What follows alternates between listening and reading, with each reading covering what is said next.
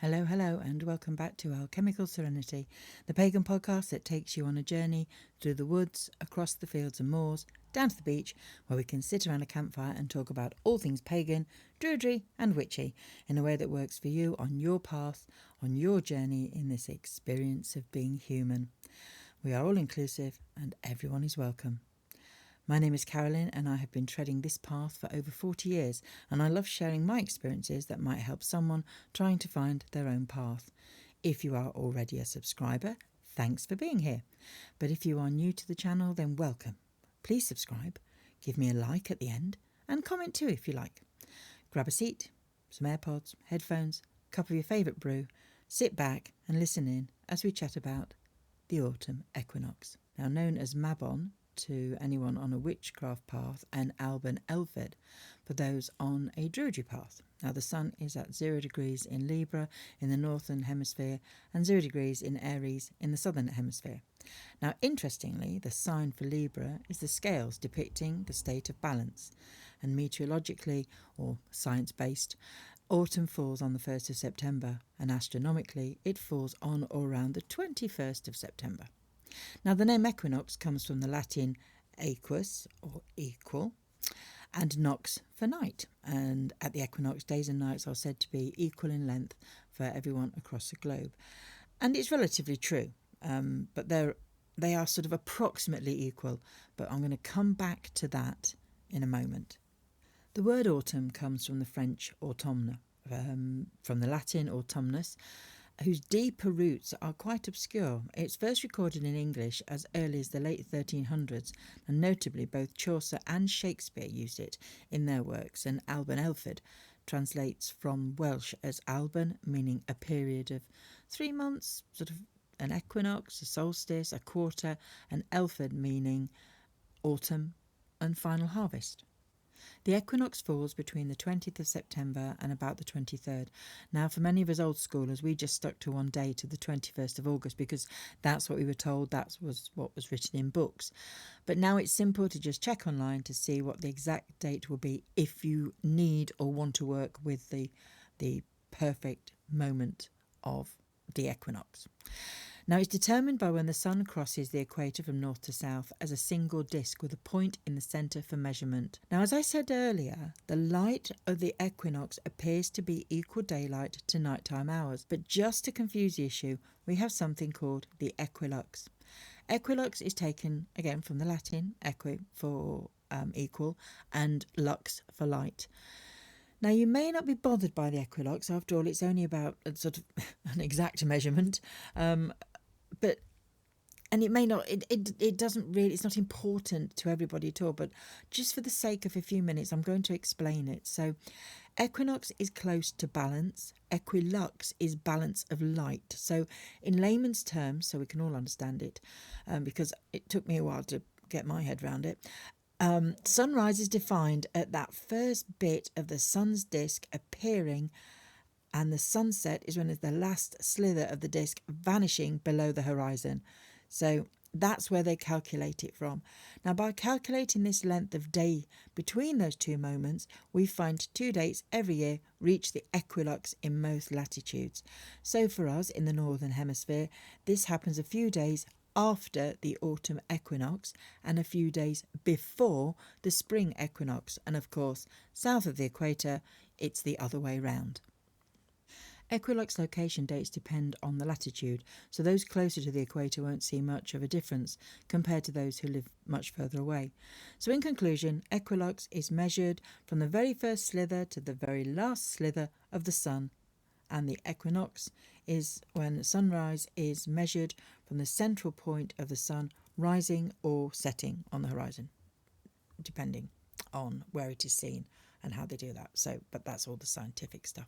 Now, you can take this further if you wish to and go into atmospheric bending, which bends light from the sun, so our perception of daylight changes. However, you can go and do that if you wish. There's lots of it on the internet if you want to, but let's get back to the equinox and what it's all about. So as I've already said, the Wheel of the Year, produced by Ed and Kelly in the 1970s, gave the name for this festival, if you like, as Mabon, taken from the story in the Mabinogion. Now, firstly, I just need to say that it's not pronounced Mabon, and I've heard a lot of people calling it Mabon. It isn't, it's Mabon. It's Welsh and it's pronounced that way. Mabon ap Modron basically means great son of a great mother. And in brief, the Mabinogion story is one of the oldest traditional tales in the UK. It's part of a collection of stories which have been tied together to create one continuous narrative. Now, Mabon was stolen from his mother, the earth goddess, and held prisoner, which is very much the same as Persephone, who is taken from her mother at autumn and held in the underworld for all of the winter. When she finally returns, she brings spring to the land. Now, of course, many people who are listening don't follow the Wheel of the Year and therefore are just not interested in that story at all. So I'm just going to park it, leave it there. And if you want to know more about it, grab yourself a copy of the Mabinogion. And it is a long read, but they are really wonderful stories.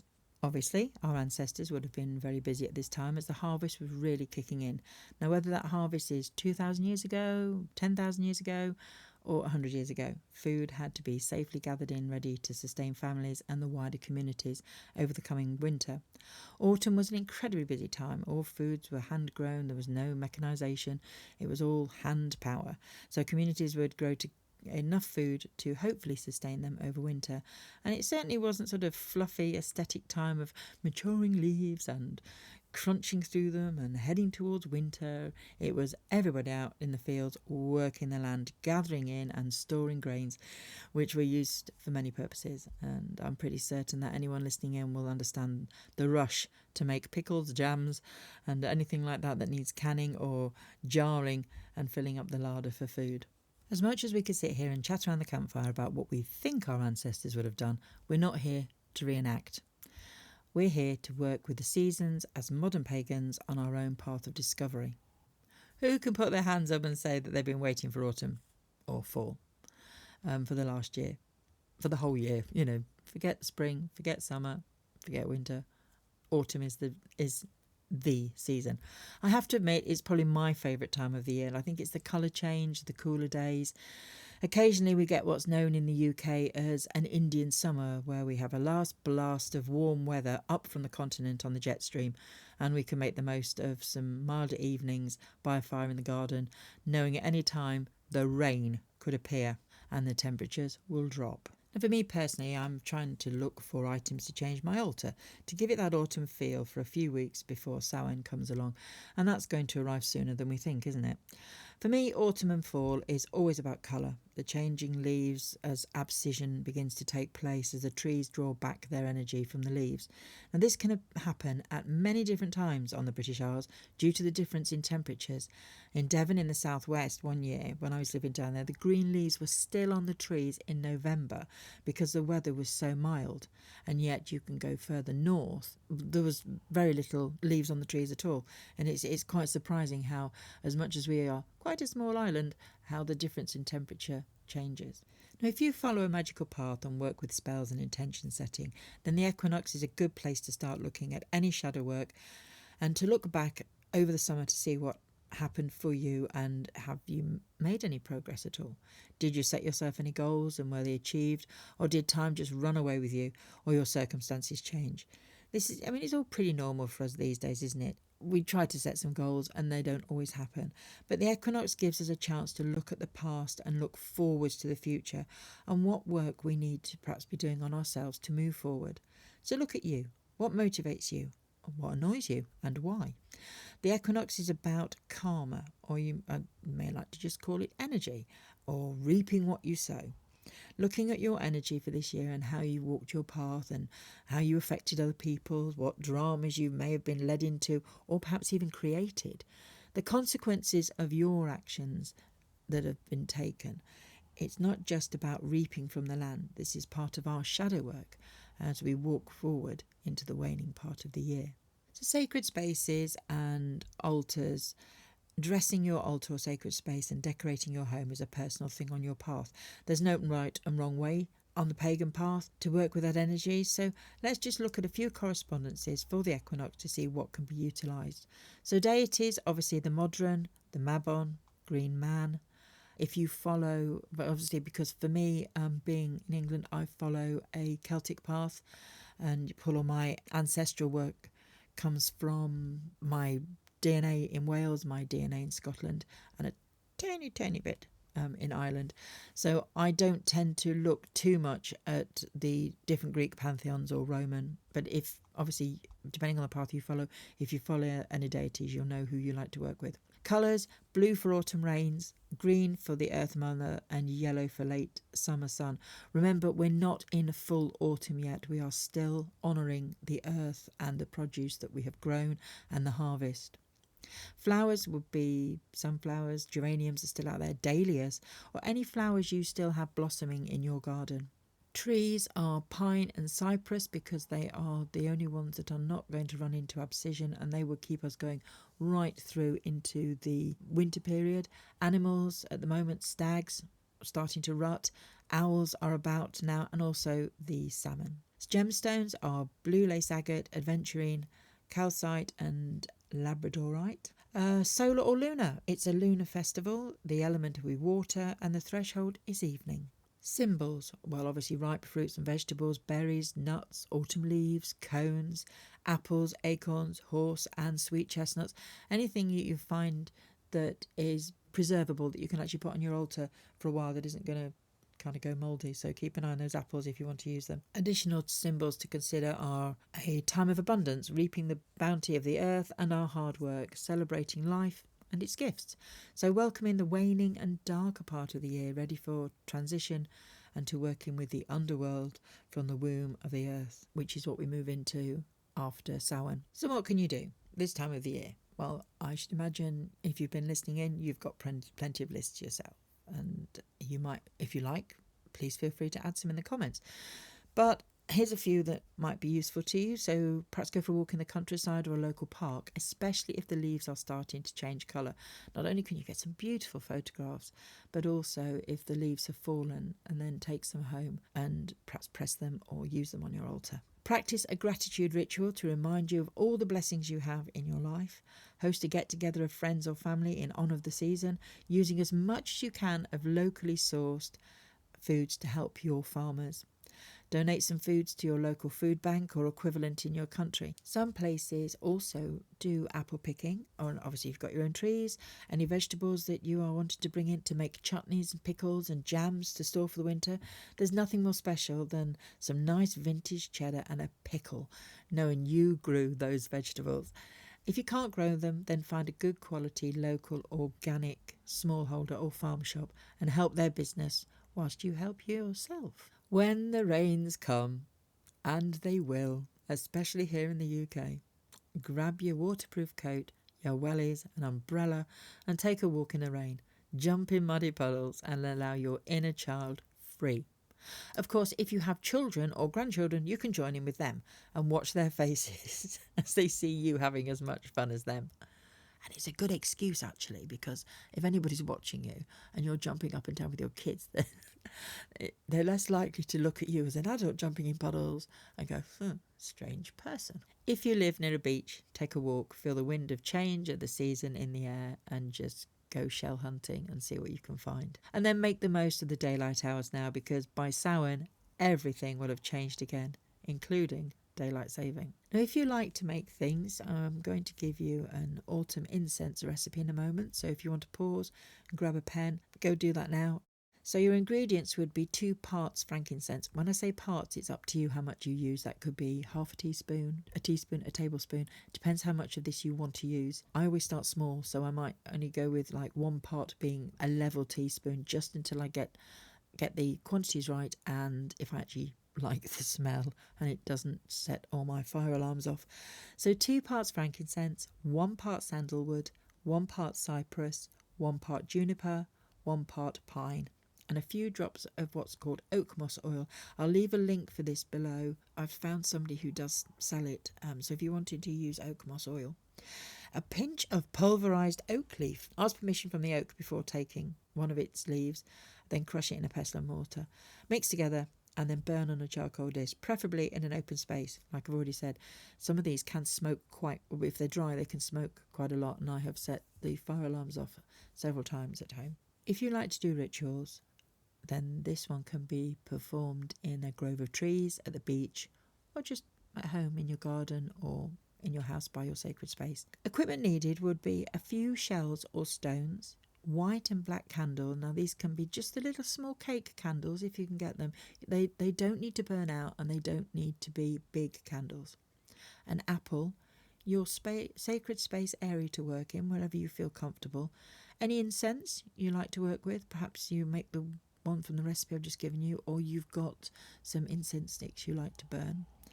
And place your stones or shells on your sacred space or on the ground in the north of your circle or space that you work. Now you can use both the shells and the stones together if you wish to. Now see your sacred space and enter it barefoot from the west, standing in the centre, connect to the energies of the earth below and the sky above. Just stand in that sacred space for a few moments until you feel connected. If you like to cast a circle, then follow your own ritual to do this. But I ask that you do not instruct the energies of each element to be present. Instead, ask them to join you and work with you in this sacred and special time. This creates a positive energy within your circle to work symbiotically with you. Call upon your element or guardian of each quarter, and starting at the top at the north with earth, then air, fire and water as you walk your circle clockwise. And once you feel your circle is open, say the following: I cast this circle to celebrate the festival of the autumn equinox, Mabon Alban. If you have brought a stone, shell or candle, then pick up the candle and light it. This represents the waning energies of the year. And then say, I give thanks to Mother Earth for the bounty of food that I have grown myself, or that others have grown for me and my family, and for the hedgerows full and abundant of berries and nuts, and for the life-sustaining bounty that we are all harvesting. If you have time to sit in your circle, sacred space, altar area, to meditate or contemplate, then do so. Once you have completed everything, walk the circle from west to north, closing each element down and releasing each guardian with heartfelt thanks for their energies. And once closed, you can go and carry on about your business for the rest of the day. It's only very, very simple. It doesn't take long to do. But what I will do is I will record this and put it on my other meditation channel. Now, how you spend your equinox is completely up to you. There are so many books out there on the market telling you what you should be doing. Witchcraft mainly seems to swamp the market with what you can do and what you can't do, and follow this path and follow that path. And as I always say, it can be so daunting if you're first starting out. And as many people do who listen into this podcast, you might not even be interested in witchcraft. You might just be interested in the fact that it's the change of the season, it's the equinox, and you don't want rituals, you don't want to be casting spells. You might do some intention setting, but you don't want to go into the deeper part of any craft. Deep down, you will know what works for you. So, as I've always said, you don't need a cauldron and a wand to cast a spell. A metal bucket and a wooden spoon works just as fine. And believe me, I've done it without.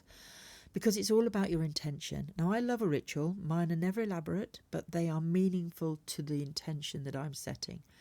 Just lighting a candle and saying, bring prosperity to me, isn't going to work when you're just starting out, because there is groundwork to be done beforehand. However, lighting a candle to honour the goddess Madron or the god Mabon is perfect, because your intention is simple and it's an act of gratitude.